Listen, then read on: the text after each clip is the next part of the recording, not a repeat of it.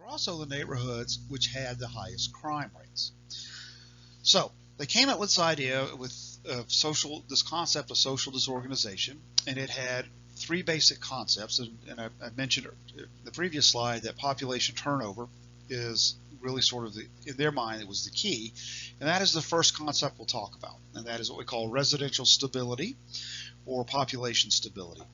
There are two other concepts which we'll also talk about in this context, and that has to do with what's called social homophily. And what that means is that to what extent is the neighborhood either similar or dissimilar to one another in terms of race, ethnicity, and social class. Okay? And then lastly, the third concept is what we call socioeconomic resources. In other words, how wealthy is the community? And to what extent does the community have resources that can be used to create opportunities for young people to basically stay out of trouble? All right. So let's start with the big one, residential stability. Okay, so if this were a face-to-face class, I would start a discussion now about why would population turnover lead to deviance? But because this is not a face-to-face class, I'm just going to throw the question out there, and we'll take a look at some idea. So what population turnover does is it leads to a community of strangers. Now, some of the folks at Baylor are from really small towns, and what you will remember about life in a small town for the rest of your life is how much everybody seems to be up in everybody else's business, right? If you live in a small town, everybody kind of knows you, and they know what you're into. My wife and I, when about 5 years after we were married, we moved to a small town in Pennsylvania of 1,200 people, and we were outsiders. We were coming from Louisiana, and I had a job at a university that was about 20 miles away, and we found a good priced home, a nice piece of land out there, but we really weren't welcome there because we were probably the first people that had moved there from someplace else. I know we were the first people that had moved there from Louisiana, and they didn't know us, and we were a new face. And in fact, 3 years after we sold the house, after 3 years of living there, moved to another town on closer by, and one of the neighbors literally thanked me for selling the house to somebody who was local. So I appreciate it, you not selling this house to another stranger, which I just found to be just insulting. But life in small towns, people know each other. Well, here's the deal. Same thing applies to neighborhoods in big cities. If people know each other, if the people who've been living in those same neighborhoods for long periods of time, there's a very good chance they've gotten to know each other. And if they know each other, they look out for each other. And this is called social capital. And is to the extent to which you are connected to other people in your community. Now, if you live in a neighborhood where there's a high level of turnover, where people are coming and going all the time, you don't get to really know your neighbors. I had that experience here in Waco. When we first moved here in 2002, we bought a house in a suburb out in Hewitt. It was a nice little house, a nice suburb. All the houses are very nice. All the people were very well, all college graduates. It's a nice place. But one of the characteristics of the neighborhood was that it was a holding place for a lot of the engineers and management of the people who worked in a number of the plants out in Hewitt, Texas. There's a number of manufacturing plants out there. There's the M&M Mars. Our neighborhood seemed to be popular among the people who work for Allergan, which has facilities all over the world. And so people would move to Waco. They'd work there for 3 years, and they'd move someplace else. I think I knew one of my neighbors out there by first name, and the other two, I guess I knew two neighbors, but one of them was the second guy that owned the same house. We just didn't know each other. I had no idea who lived behind me. And a number of people had bought and sold houses all around me. I didn't get to know any of them. Is it that I'm antisocial? No, I'm very social. But it was just that kind of neighborhood because there was a high level of turnover. People were like, I'm only here for a couple of years. They just didn't really seem to try hard to get to know each other. When you know your neighbors, you watch out for each other. They will watch out for your property. You will watch out for theirs. Right.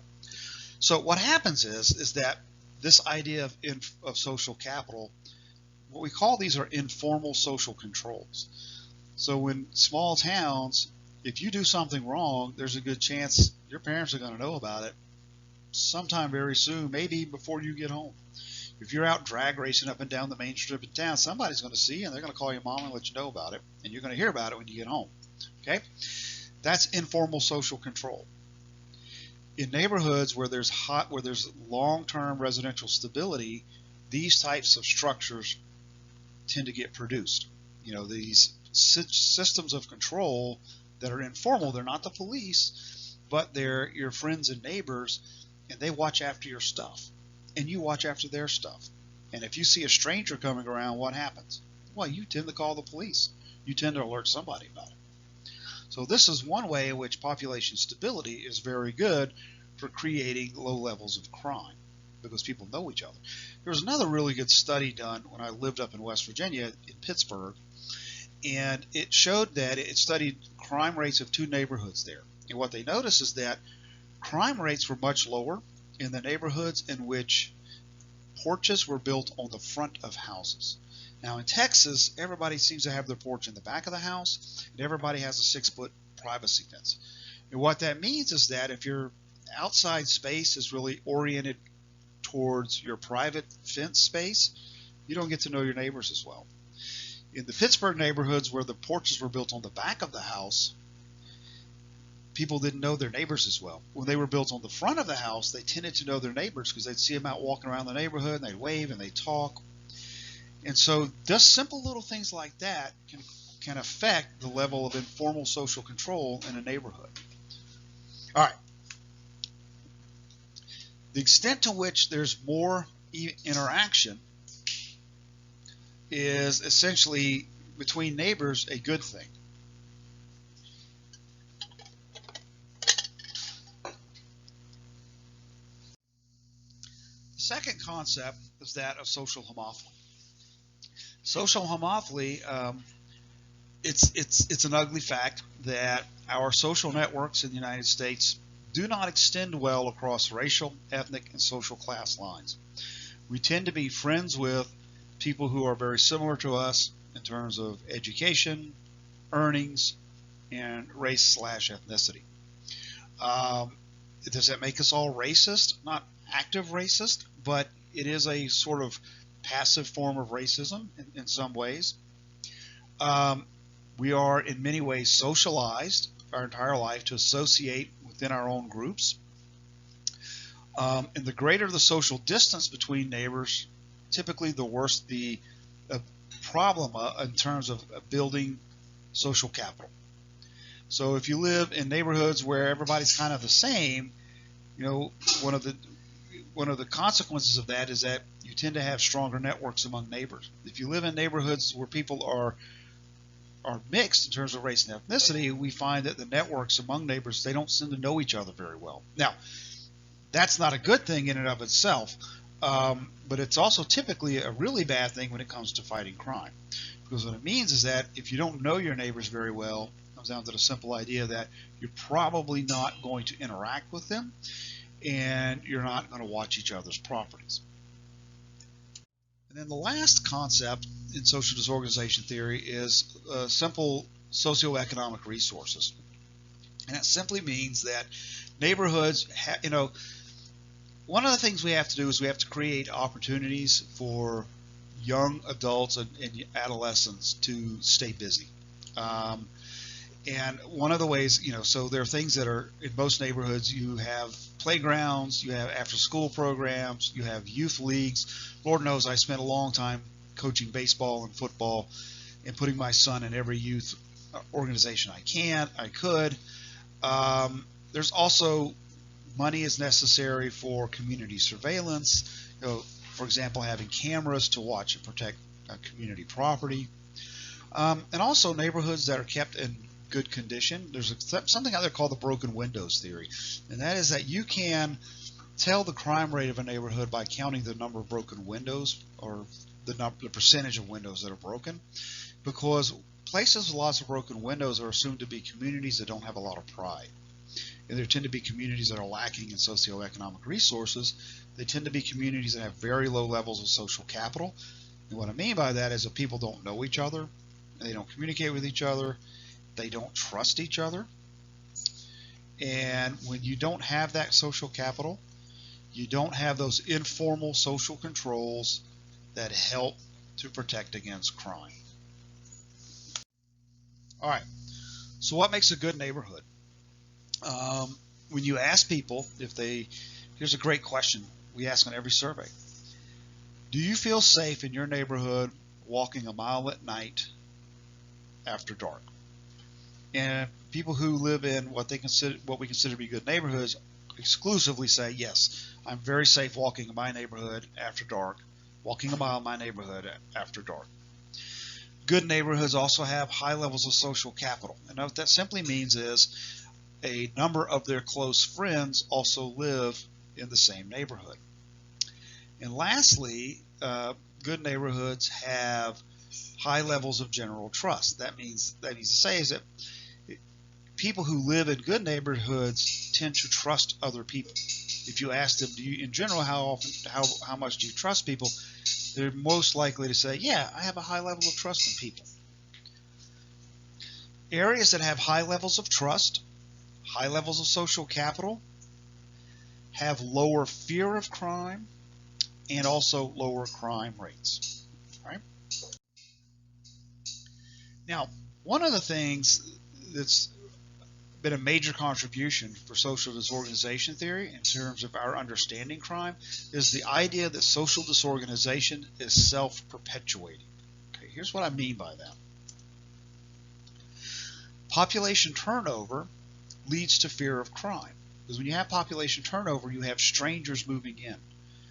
It leads to fear of crime. It leads to a distrust in people, because we don't tend to trust people we don't know as much as people we do know. Fear of crime also in turn leads to people abandoning the streets. In other words, people don't go out much anymore.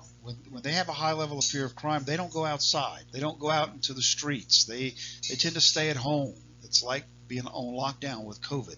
They tend to stay in their houses. They don't get out much. Moreover, when people have this fear of crime and they've abandoned the street, they're going to attempt to move and get out of that neighborhood as soon as possible. What this does is lead to what? Well, it leads to more turnover, which in turn leads to higher fear of crime, which leads to abandoning the streets even more, which leads to the second wave of people moving out of the neighborhood. This is bad for certain types of neighborhoods because people who might be good role models become too fearful to live in the neighborhood. This also has the effect of lowering property values, which tends to further marginalize the community. Lower property values means fewer socioeconomic resources to draw upon to build the type of resources that would be available to keep kids and young adults entertained and keep them active instead of in pro-social behavior instead of crime. So what I've done here is I've created a couple of charts from a survey we've done in studying people's ideas about their neighborhood, ideas about their fear of crime, and their social capital. And so this first chart here, we have three neighborhoods. This one here is what we consider a low quality neighborhood. The second figure here is a medium quality neighborhood. I'll try to medium there. There we go. And then here is high quality neighborhood. Okay. And we'll take a look at that in a second, what we mean by that.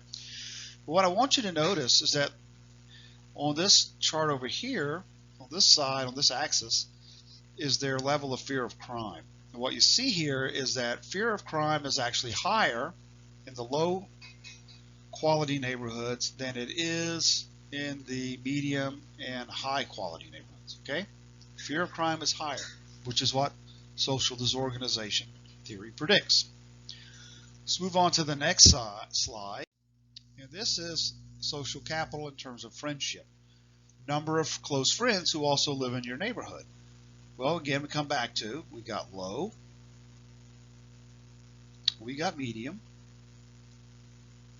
and we got high. And what we can see here, first and foremost, I got a high neighborhood here. All right, so high quality neighborhood. All right, there's not a lot of difference between high quality neighborhoods and medium quality neighborhoods in terms of social capital. Both tend to have, the people who live in either type of neighborhood report having a good number of close friends who also live in the neighborhood. Okay, so they know their neighbors. They know some of them very well. But when we get to the low quality neighborhood, we see a wide range here. Some people in low quality neighborhoods have a lot of friends, but others don't have very many friends at all. So low quality neighborhoods have a wide range in terms of social capital. And when you don't know your neighbors, you're not going to look out for your neighbors. That's just the fact of human behavior. And then lastly, let's get down to social trust. And this is kind of the big one. When you trust people, you're willing to engage with them. When you trust your neighbors, you're willing to engage with them and help them out. If you trust your neighbors, you're willing to work with your neighbors to help build a stronger community. You know, get involved with a neighborhood watch, etc. When you don't trust people, you're going to stay in your house and avoid people. Okay? So here is the low again. Here's the medium. And here is the high. The left-hand axis here, or the y-axis, if we were doing a model, this is a measure of distrust, not a measure of trust, but distrust. Boy, this looks terrible what I'm doing. Distrust, okay? And so here, this is the level of distrust in low quality neighborhoods. That just goes to show you, man, these people have twice the distrust rate of median and almost 3 times the distrust rate of high quality neighborhoods. You can see trust is on a sliding, almost a straight linear downward trajectory. And it shows that if you live in a low quality neighborhood, you have very low levels of trust, or conversely here, very high levels of distrust. Distrust of whom? Well, most likely the people who live around you. So low quality neighborhoods tend to be characterized by low levels of general trust, few people who have few close friends, and a high fear of crime. This low social capital, low social bonding, people do not watch out for each other's property. And these are the conditions that are ripe for the flourishing of crime. So, in the chapters from the book, Code of the Streets, these are the areas of Philadelphia that Dr. Anderson's talking about. These neighborhoods along near Germantown you go back through and look at the chapter again. The people who live in these neighborhoods, they get their kids to school, they get them home, and they keep them inside until the next day, and they get them to school, and they get them home, they keep them inside. They don't go out at night. They're very cautious when they go out during the daytime. They've had bad experiences in their neighborhood. They don't trust the people who live around them. Most of them are trying to move to a different place. So all of these things, these are highly disorganized neighborhoods he's talking about. Some of the people in these neighborhoods are good, and they don't really get involved in crime, but they live in fear. And others are really bad, and they're the problems. They're the people who cause most of the problems in the neighborhoods. So that's social disorganization theory in 10 slides or less. For undergraduate course, it's a very good summary of that. But let's talk quickly about each theory has its critics. Let's talk about 3 criticisms of social disorganization theory. Number 1 is that it doesn't explain crime in good neighborhoods. So we know that crime is not limited to poor people who live in poor neighborhoods, that rich kids in rich neighborhoods also commit crimes. It doesn't explain that. Number 2, it doesn't explain this aging out phenomenon of crime, which we talked about the first 2 chapters really in the second chapter this semester, and that is, that if you look at crime and criminal behavior over a life course, Most people age out in their 30s. The peak ages are from about 19 to 25 in terms of criminal activity, and then there are a lot of reasons. I joked about just the wear and tear on the body. I mean, I'm not going to go climb into a second-story window and snag a TV and drag it down the block. I'm 56 years old. I'm too old for that. But somebody who's 19, like my son, might be in better shape. Maybe he'll grab me a TV tonight. I don't know, plasma, little rounded screens. That'd be nice. And number 3, and most importantly, I think, social disorganization theory would predict what? Everybody who lives in bad neighborhoods ought to be criminals. But it doesn't explain why most people, even in these disorganized neighborhoods, are law-abiding. And just as Dr. Anderson found in his book, most of the people in those neighborhoods don't commit crime, but the ones who do are really proliferate at doing so. Last slide, policy implications. So again, criminology is the field where sociology has had the greatest impact in terms of social policy. So one of the things we've done is to encourage stability in neighborhoods. We've created, we call them empowerment zones and enterprise zones and a number of different things. But basically it's giving tax breaks to keep people from moving out of neighborhoods, and also to encourage businesses to move into neighborhoods that are sort of what we consider to be low quality. Secondly is the formation of neighborhood watches, and under the guise of Take Back the Streets. It was a movement in the 80s and the 90s where we tried to encourage people to take back the streets of their neighborhoods, form neighborhood watches. So I'm sure you've been driving in some city somewhere in this country and have seen a sign in the neighborhood that says, this neighborhood protected by the Castle Heights Neighborhood Watch, or whatever it is. And those are forms of social policy designed to combat disorganized neighborhoods. And another one that we've tried with limited success is the concept of vertical integration. And what that simply means is that we encourage people of all income levels to move into an area. And so a new thing in urban planning is to try to create a certain percentage of housing in new developments for low-income people, for working class income people, middle class people, and then upper class people, so that the neighborhoods will be vertically integrated in terms of social class. And what I mean by that, I'm going to get my hand over here on the screen. You have people at the top, the middle, and then people at the bottom.